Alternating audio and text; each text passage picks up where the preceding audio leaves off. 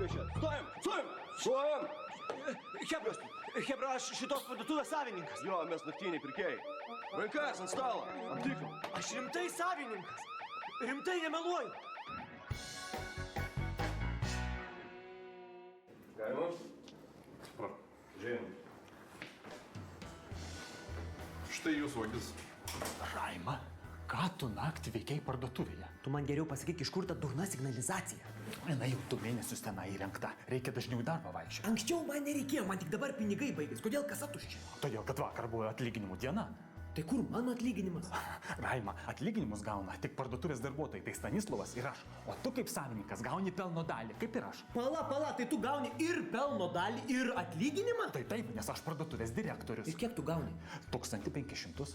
Eik tu šik, tu pats save paskyrei direktorium ir pats savo išmokė atlyginimą iš mūsų pinigų. Pareigūnė, suimkit jį, nes jis čia tikrasis vagis. Gerai, baigiam? Ne. Kaip jums negėda? Gerai apiforminsim kaip paleidimą. Albi, tu matei, kad virtuvėje rozetė iškrito? Aha. Pažiūrėsi? Pažiūrėsiu. O sutaisysi? Aš šito abejoju. Bet tu tėvukui paskambins, kai jis atvažiuos, sutaisys. O tu? Saulytė, aš ją malaus nupirksiu.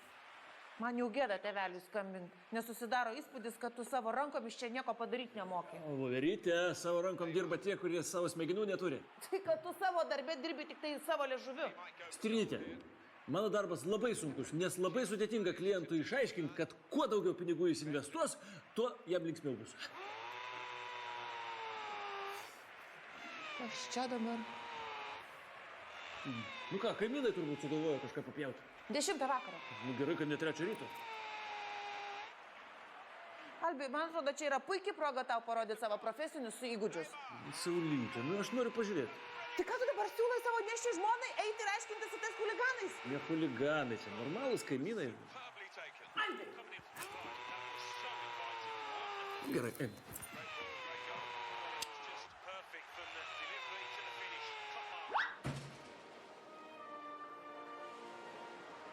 Šaunuolis, greit susitvarkėjai.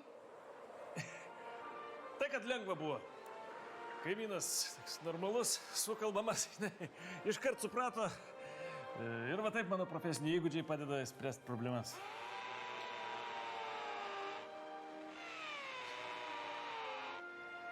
Sakė neilgai. Šiandien dar papjaus, o rytoj jau bus ramu.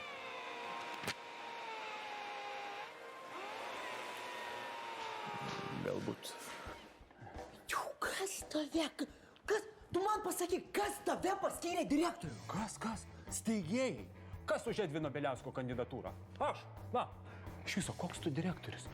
Aš ir prekes priimu, aš buhalteriją vedu, aš ir grindis plaunu. Tobulas direktorius. Pala, kas su visuomenės sveikatos centru susitarė? Kas su mokesčių inspekcija reikalus tvarkė? Oi, ko reikalus žinau, aš kokius ten reikalus tvarkiai. Būtų ten vyras inspektorius, apsišikęs būtų. Kas su priešgaisrinė susitarė? Su priešgaisrinės inspektorium aš prisigerti irgi galiu.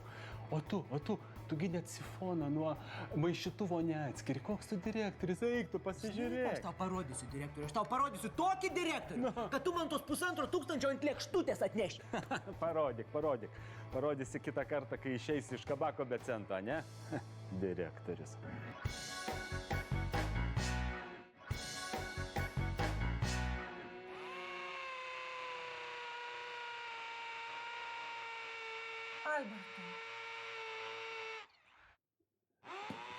Albertai.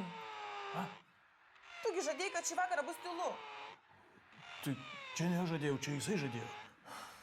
Nu padaryk ką nors, nes aš tai pagimdysiu nuo triukšmo. Galvojau, kad nuo tavęs pasirodo pagimdysiu nuo pjūklo. Gerai, Saulytė, tik nesijaudink. Na, dabar viskas, tikrai nebepjaus. Pagaliau. Kas čia dabar? Einu pažiūrėsiu.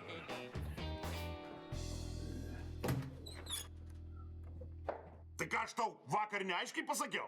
Aiškiai. Tu dar man išjungi elektrą, tai aš tuoj tave išjungsiu, supratai? O, parazitai, vaikai, paskambino kažkur, pabėgo ir...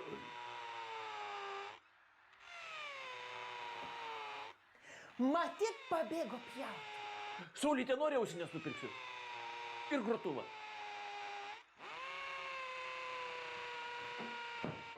Šitą vonę aš jums siūlau su 10% nuolaida. Kaip parduotuvės direktorius aš jums galiu pasiūlyti 20% nuolaidą. Tu ką, durnas, čia jau pigiau negu savikai. A ne, aš ugdau pirkėjo lojalumą. Aha, darydamas savo nuostolių. Pats savo darai nuostolius, neduodamas man rakto nuo kasos. 1500 ir galėsi vienas čia valdyti parduotuvę. Šūdo. Šūdo? 30%. Privarykit mašiną, krausim vonę. Palauk. Kur dėt? Ten dėkit. Ne, Stanislavai, ten. Atleisk, Edvinai. Raimundas dabar mano pagrindinis šefas. Jis man ir algą pakėlė. Klauso. Žinai ką, Raima? Jeigu nori griauti mūsų verslą, griauk savo 50%. Aš nebenoriu būti tavo partneris. Pasidalinam parduotuvę per pusę ir viskas. Šitie kranai mano. O čia mano. O šitie mano. Čia viskas mano. O šitos... Palauk. Ne, čia. Va šitas jau, šitas šūdinas, o šis mano. Ne. Šitą man. Padėk vietą! Tai ničio. Albertai, ar ilgai jis dar mus šitaip kankins? Padaryk ką nors.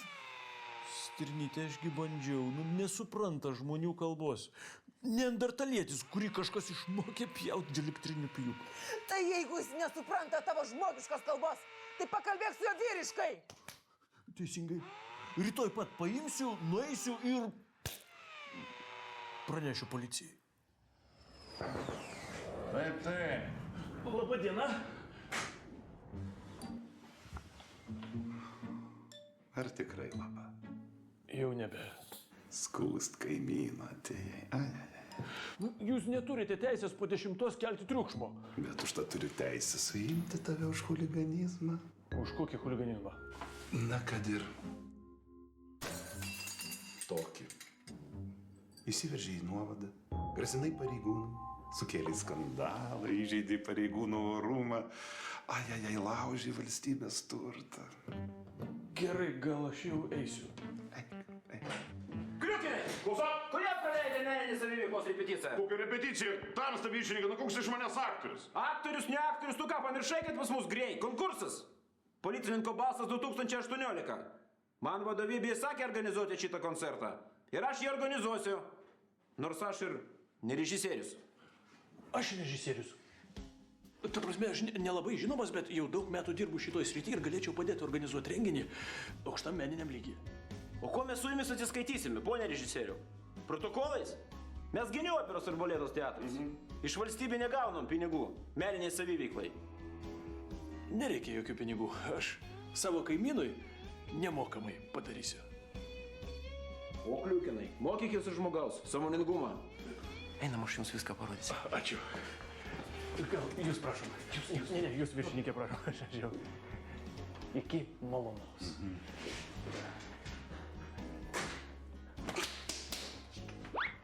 Atsiprašau, ponas viršininkė, bet aš neturiu tiek laiko, kad paskui kiekvienam atskirai aiškinti. Kur tas kliukinas? Atsiprašau. Tai kur tu buvai? Atsiprašau, tamsta viršininkė vykdžio tarnybinę užduotį. Pasaloj stovėjau. Stop! Klausau. Taigi, čia ponas režisierius. Jis padės mums visiems saviveiklą trinktelėti per policijos pasitikėjimą. O jeigu kas nors nerimtai tai žiūrės, tam trinktelsim per premiją. Prašom, pradėkime, ponai režisierių. Vyrai! Turiu nuostabią idėją. Karmenarija. Paprasta ispanų mergina žingsniuoja scena su šokiais ir daina. Meilė tarytum padangiai paukštė, ją pagaut labai sunku. Atsiprašau. Tamsta viršininkė, nematau aš ryšio tarp ispanų merginos ir piliečių pasitikėjimo policija. Pone režisieriau, jūs nors ir menininkas, bet klausimus natūraliai kyla. Aš nesuprantu, kaip jums paaiškinti. Supraskit, čia svarbiausia meilė. Visam gyvenime svarbiausia meilė, kurią reikia tikėti, taip, kaip tikime policija. Bet vis tiek, prie ko čia mergina? Metafora, alegorija. Mergina eina per kvartalą, eina drąsiai, pasitikėdama, nes policija tobulai atlieka savo darbą. O ką, man patinka.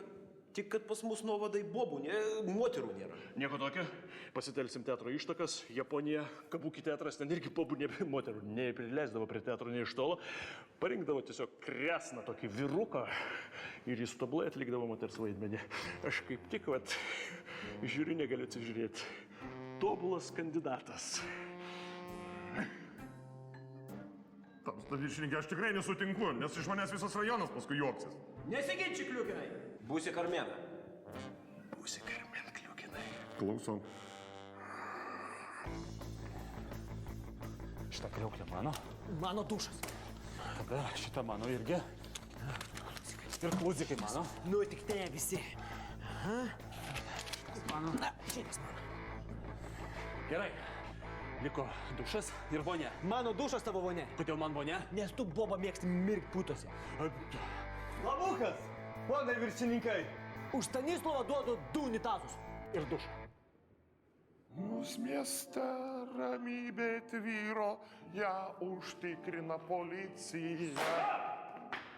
Kaip mes mokėmės? Na, supraskit. Supraskit, kad jūs aistringa, švelni moteris, kuri galvoja taip, kuri svajoja apie tyrą nuoširdžią meilę. Ar jūs suprantat, ar ne? Suprantu. Nu tai kartojam.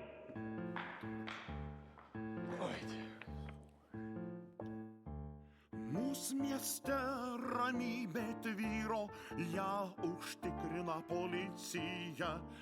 Visos merginos čia laimingos, nes nieks prie jų neprikibs niekada. O! Taip. Mes čia porą žodžių norėtume pakalbėti. Klausyk, režisierių, aš viską supratau. Paskirk tą vaidmenį kam nors kitam ir aš daugiau nebegręšiu. Klausyk, Kliukinai. Tu man savaitę nervus gadinai su savo pjūklu. Tai dabar jau ne pigmenas tavęs nepasigailės. Tapsi žvaigždė viso rajono, o jeigu pasiseks, tai ir YouTube'o. Sakai? Jo. Tada žinok, mano lentų tau užteks visiems metams, supratai, kaimynė. Nieko iškentėsiu. Dėl meno. Kartojam.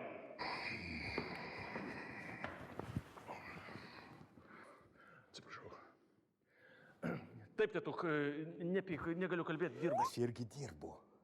Iki pietų pas Raimundą, po pietų pas Edviną. Staigiai varyk čia, nes jie vienas kitą dušo žarnom pasmaus. Gerai, važiuoju. Atsiprašau, turiu bėgti, bet aš jau kaip ir savo padariau.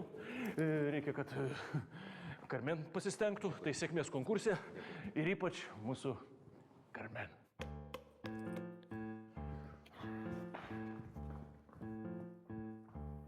Mūsų mieste ramybė tvyro, ją užtikrina policija. Visos merginos čia laimingos, nes nieks prie jų neprikibs niekada. Kas čia vyksta? Turtą dalyjasi. Supranti, kur raudoni lapeliai ten Raimundo, o kur geltoni ten Edvino. Kur jie dabar? Šikinykė dalyjasi. Kodėl man 2 tau 3? O tai yra, kad 5 iš 2 nesidalina. Dalinasi, vyniok pusę, greitai. O, gerai. Hebra, kas vyksta? Kas vyksta? Draugo apiplėšimas vyksta, stambus draugo apiplėšimas. Buvusio draugo. Tik neplėšiuk tu popieriaus.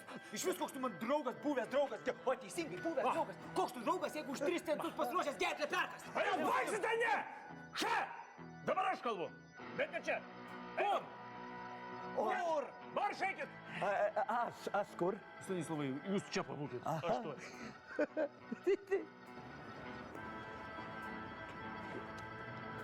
Va!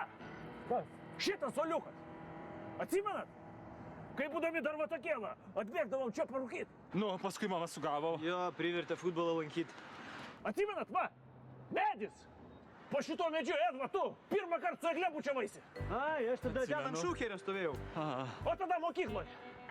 Iš vyresnių klasių tiek, kai Raimą sumušė, atsimenat? To aš jį užstojau. Mesgi tada visi krauju pasirašėm, kad niekad.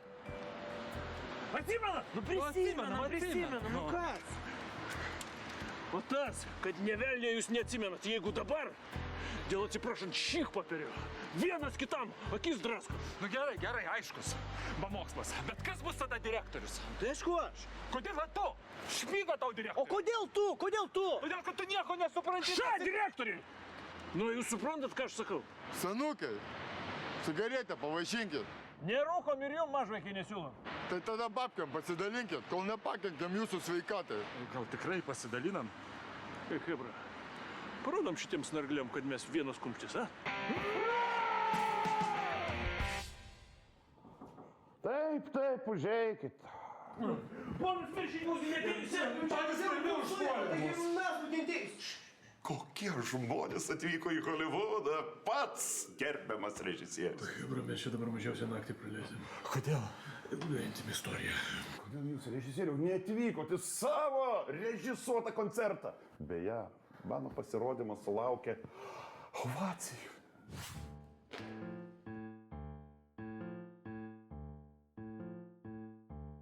Mūsų mieste ramybė tvyro, ją užtikrina policija. Visos merginos čia laimingos, nes nieks prie jų neprikibs niekada. Mūsų mieste ramybė tvyro, ją užtikrina policija. Visos merginos čia laimingos, nes nieks prie jų neprikibs niekada. Mūsų mieste ramybė tvyro, ją užtikrina policija. Visas merginos čia laimingos, nes nieks prie jų neprikibs niekada.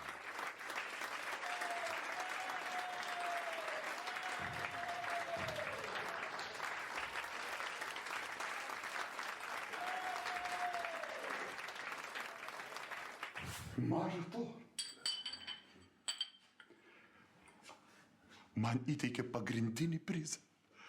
Todėl aš dabar režisieriau galvoju, gal visgi man mesti organus ir stoti į akademiją, jeigu aš jau toks talentingas. Tai aišku, jeigu tik tai noro yra, tai žinoma, aš irgi padėčiau, vakarais galėtume padirbėti, jeigu tik malkų nebepjausit. Sutartam, malkytės palauks. O gal jūs mus ir namo paleisit? Tu ne tai, kad paleisim, su švyturėliais ir fanfarom pristatysim, kur reikia. Vaikinai, pristatykit šitos garbius asmenis į jų nurodytą vietą. Vykdyk! Ačiū labai, ačiū. Su gera. Ačiū. Mesti organus ar nemesti?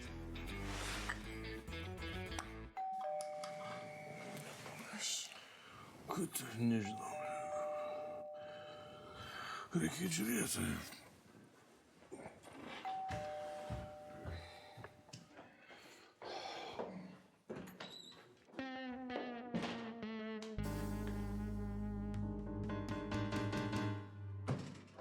Būt ar nebūt? Štai kur klausimas. Ir kas gali būt kilniau? Ar dvasioje iškest strėles ir sviedmenį žiauraus likimo? Ar imtis ginklo prieš marias nelaimių ir šitaip jas užvaikoti? Numirt užmigt. Ir viskas. Taip. Nutraukt skausmų širdies ir smūgis, kurios paveldi mūsų kūno. Štai ko mes turėtume siekti numirti, užmigt, miegot. Sapnuot. Bet čia kliūtis.